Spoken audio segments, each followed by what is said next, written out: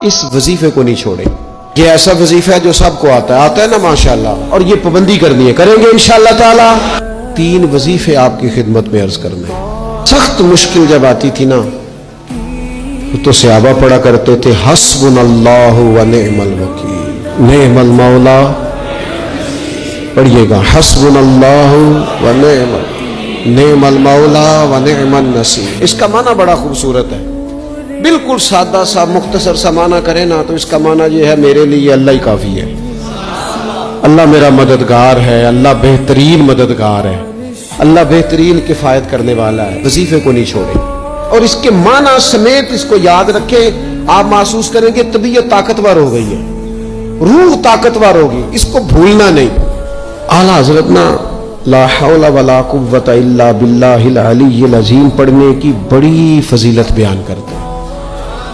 یہ ایسا وظیفہ ہے جو سب کو آتا ہے نا ماشاءاللہ. نبی پاک علیہ السلام نے فرمایا یہ اللہ کے عرش کے خزانوں میں سے خزانہ ہے. اعلیٰ حضرت فرماتے ہیں 99 دفعہ پڑھو لا حول ولا قوت الا باللہ العلی العظیم. فرمایا اللہ تعالیٰ تمہیں 99 بیماریوں سے شفا دے گا, اور اس میں سب سے چھوٹی بیماری ٹینشن کی بیماری ہے, سب سے چھوٹی بیماری غم کی بیماری ہے, چھوٹی, باقی بڑی بڑی ہوں گی. اس وظیفے کو نہیں آپ نے چھوڑنا اور یہ پابندی کرنی ہے, کریں گے انشاءاللہ تعالی. تیسرا وظیفہ ہے درود پاک.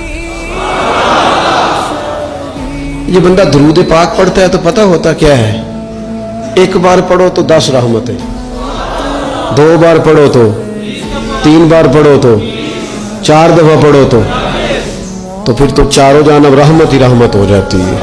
درود پاک کو کبھی نہ چھوڑو اپنی زندگی میں. آج آپ اپنے آپ سے عہد کریں, کوئی رات ایسی نہ گزرے کہ درود پاک پڑھے بغیر ہمیں نیند آ جائے. یہ ذہن بنا, یہ 2 وظیفے اور تیسرا درود پاک.